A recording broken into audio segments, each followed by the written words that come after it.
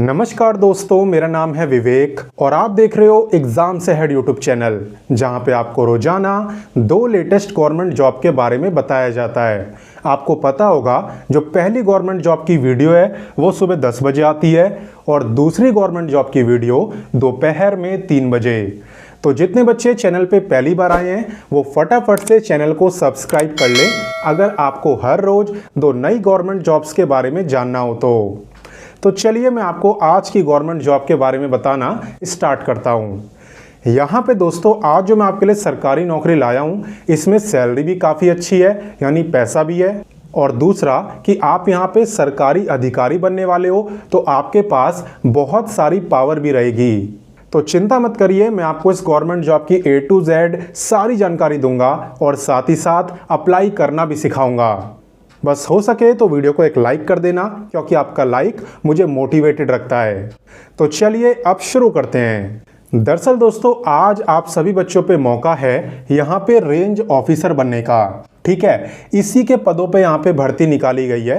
तो range officer का क्या काम होता है, कैसे सिलेक्शन होता है, सब कुछ मैं आपको बताऊंगा। लेकिन शुरुआत करते हैं इम्पॉर्टेंट डेट के साथ। आवेदन की अगर बात करें तो इसके फॉर्म आप 1 मई से भर सकते हो एंड फॉर्म भरने की जो लास्ट डेट है वो है 1 जून। तो पूरे 1 महीने का आपको टाइम मिला है, आराम से फॉर्म आप भर सकते हो। फीस की अगर बात करें फॉर्म फीस की तो वो भी आपको 1 जून तक देनी होगी। एंड बात करें कि यहाँ पे आपका एग्ज़ाम कब होगा तो देखिए ऑफिशियली कोई भी डेट अभी अनाउंस नहीं करी गई है। लेकिन अगर मैं आपको एक्सपेक्टेड बताऊं तो आपका एग्ज़ाम या तो अगस्त के लास्ट वीक में हो सकता है या फिर सितंबर में। ठीक है, इससे लेट यहाँ पे मोस्टली नहीं होगा। और वैसे चिंता की कोई बात ही नहीं है, क्योंकि अगर आप इस वैकेंसी में अप्लाई करते हो उसके बाद जब भी ये विभाग एडमिट कार्ड रिलीज़ करेगा तो आप पे मेल आ जाएगा, आप पे मैसेज आ जाएगा। तो इन्फॉर्मेशन तो आपको मिल ही जानी है, वो आपसे नहीं मिस होगी। ठीक है, तो चलिए आगे बढ़ते हैं और इसकी एलिजिबिलिटी जानते हैं। बात करें अगर क्वालिफिकेशन की तो यहाँ पे कोई भी ग्रेजुएट रेंज ऑफिसर बन सकता है। तो सबसे पहले मैं आपको रेंज ऑफिसर के बारे में बताता हूँ।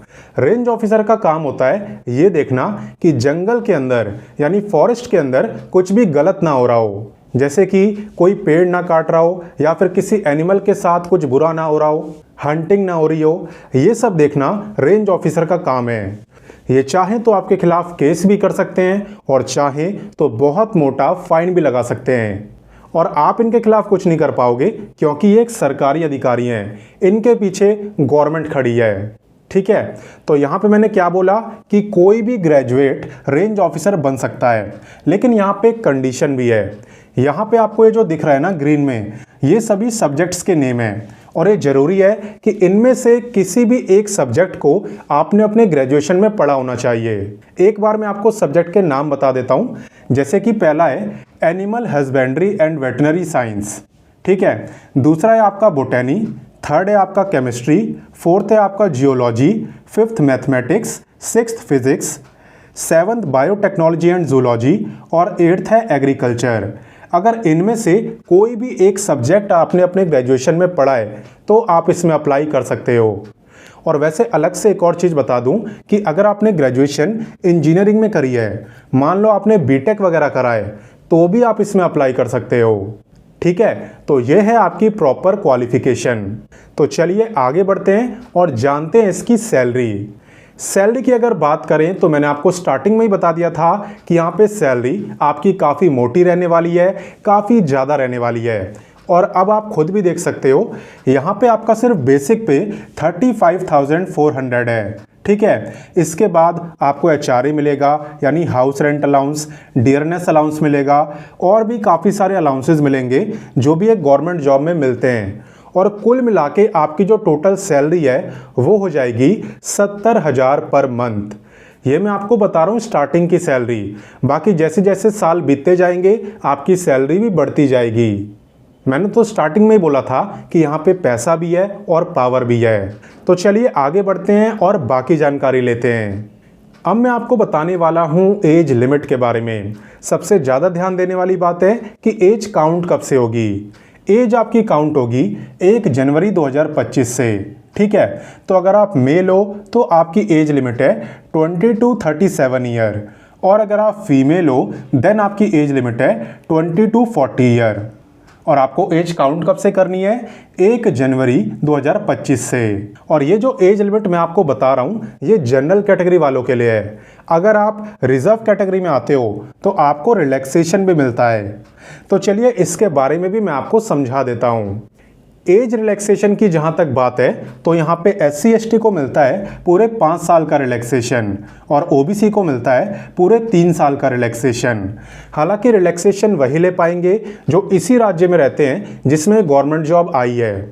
अगर आप अदर स्टेट से अप्लाई कर रहे हो, किसी बाहरी राज्य से अप्लाई कर रहे हो, देन आप सभी बच्चे जनरल कैटेगरी में ही काउंट होगे, फिर भले ही आप किसी भी कैटेगरी के हो, बट आपको यहाँ पे रिजर्वेशन रिलैक्सेशन नहीं मिलेगा।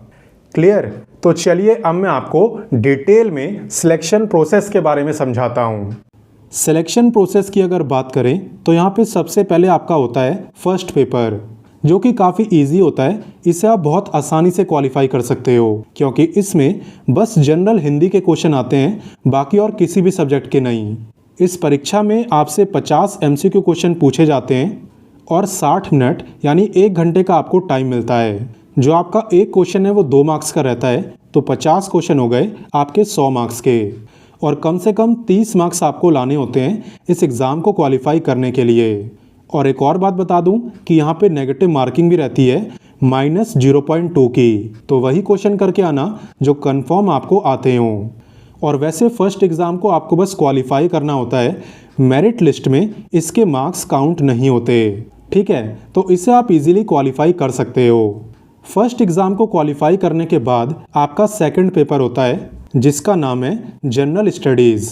इसके अंदर 100 MCQ क्वेश्चन होते हैं और टाइम आपको मिलता है 120 मिनट का, तो टाइम की तो कोई कमी नहीं है। इसके अंदर आपका जो एक क्वेश्चन है वो 3 मार्क्स का होता है और 0.3 मार्क्स की आपकी नेगेटिव मार्किंग होती है।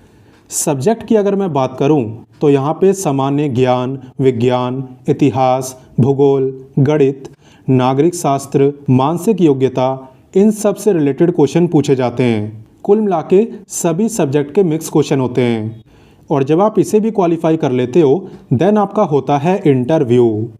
तो आपका जो इंटरव्यू है ये होता है 50 मार्क्स का और इसे भी आपको क्वालिफाई करना होता है क्योंकि जब मेरिट लिस्ट बनाई जाती है तो आपका जो सेकंड पेपर है उसके मार्क्स और इंटरव्यू के मार्क्स, इन्हीं दोनों के मार्क्स यहाँ पे काउंट करे जाते हैं आपके सिलेक्शन के लिए।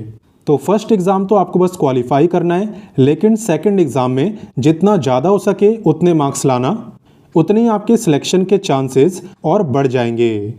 तो यहाँ पे दोस्तों आपको एग्ज़ाम और इंटरव्यू ही नहीं, आपको फिजिकल टेस्ट भी देना होता है जिसमें कि सबसे पहले आपकी हाइट देखी जाती है। तो चलिए हाइट के बारे में मैं आपको बताता हूँ। यहाँ पे अगर आप मेल हो ना तब आपकी जो मिनिमम हाइट है वो कम से कम होनी चाहिए 163 सेंटीमीटर, और अगर आप ST कैटेगरी के हो तब आपको रिलैक्सेशन मिलेगा अगर आपकी हाइट 152.2 सेंटीमीटर भी है ST कैटेगरी वालों की, तो भी वो अप्लाई कर सकते हैं। ठीक है, ऐसी फीमेल में भी है। फीमेल की जो मिनिमम हाइट है वो है 150 सेंटीमीटर, लेकिन जो ST वाले हैं वो 145 सेंटीमीटर में भी अप्लाई कर सकते हैं। ये तो बात हुई हाइट की जो कि मेल फीमेल दोनों पे एप्लीकेबल होती है, लेकिन मेल की यहाँ पे चेस्ट भी देखी जाती है, तो मेल वाले इस पे भी ध्यान देना। यहाँ पे दोस्तों आपकी चेस्ट की बात करें तो बिना फुलाए होनी चाहिए 79 सेंटीमीटर और फुलाने के बाद 84 सेंटीमीटर।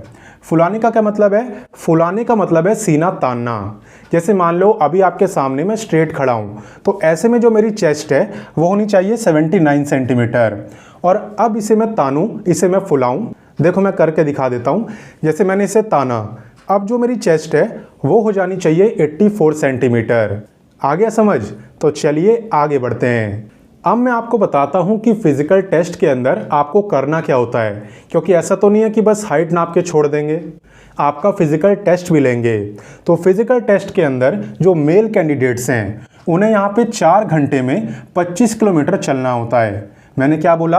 चलना होता है, भागना नहीं होता। वैसे भी इतना लंबा भागना बहुत मुश्किल है और यहाँ पे आपको चल के इतना दिखाना होता है। और अगर आप फीमेल हो तो आपको 4 घंटे के अंदर 14 किलोमीटर चलना होता है। यहाँ पे लिखा भी हुआ है वॉकिंग, यानी पैदल चल। बाकी चलिए आगे बढ़ते हैं और जानते हैं इसकी एप्लीकेशन फ़ीस। एप्लीकेशन फ़ीस की जहाँ तक बात है तो डिपेंड करेगी आपकी कैटेगरी के ऊपर। जैसे कि अगर आप जनरल, ओबीसी या ईडब्ल्यूएस में आते हो तब आपकी फ़ीस है 700।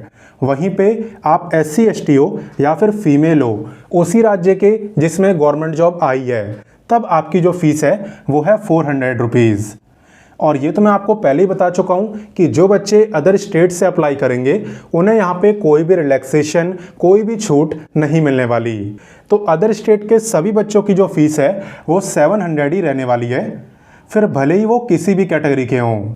ठीक है, तो फीस भी मैंने आपको बता दी। चलिए अब मैं आपको अप्लाई करना भी सिखा देता हूँ। अप्लाई करने के लिए बेसिकली आपको बस 3 स्टेप को फॉलो करना है। ठीक है, सबसे पहला काम है वीडियो के डिस्क्रिप्शन में जाना, वहाँ पे 1 मई को मैं अप्लाई का लिंक दे दूंगा। आपको बस अप्लाई लिंक पे क्लिक करना है। क्लिक करने के बाद सबसे पहला काम है आपका रजिस्ट्रेशन करने का। ठीक है, तो बहुत बेसिक सी डिटेल्स इसमें डालनी होती है, आप उसे डाल के आराम से अपना रजिस्ट्रेशन कर सकते हो। जब रजिस्ट्रेशन हो जाए उसके बाद स्टेप 2 में आपको लॉगिन करना होता है। यूज़र नेम और पासवर्ड डाल के आप लॉगिन करते हो, देन आप कंप्लीट फॉर्म को भर पाते हो। और जब आप पूरा फॉर्म भर लो उसके बाद आपको करनी होती है फ़ीस की पेमेंट। तो जो फ़ीस की पेमेंट है वो आप ऑनलाइन कर सकते हो, debit card, credit card, UPI जो भी आप यूज़ करते हो उससे आप कर सकते हो। तो बस इसी 3 स्टेप को आपको फॉलो करना होता है किसी भी गवर्नमेंट जॉब में अप्लाई करने के लिए। और बाकी कोई दिक्कत आए तो मैं बैठा हूँ आपको बताने के लिए, आप मुझसे कमेंट करके पूछ सकते हो। अब बाकी बात करें कि यहाँ पे पोस्टिंग कहाँ पे होगी, एग्ज़ाम सेंटर क्या रहेगा, तो ये दोनों चीज़ें आपकी बिहार में रहने वाली है, क्योंकि ये जो गवर्नमेंट जॉब है ये बिहार सरकार ने ही निकाली है। और ये मैं आपको पहले ही बता चुका हूँ कि अप्लाई आप अदर स्टेट से भी कर सकते हो, किसी को भी रोका नहीं गया है। तो मैंने अपनी तरफ से आपको इस गवर्नमेंट जॉब की सारी जानकारी दे दी। अब आपका काम है फटाफट से वीडियो को शेयर करने का। ठीक है, अपने सभी ग्रेजुएट दोस्तों के साथ वीडियो को शेयर कर देना ताकि वो भी इस मौके का फ़ायदा उठा पाएँ। और साथ ही में अगर आपको मेरे समझाने का तरीका अच्छा लगा तो वीडियो को लाइक भी करना, बिकॉज आपका लाइक मुझे काफ़ी मोटिवेशन देता है।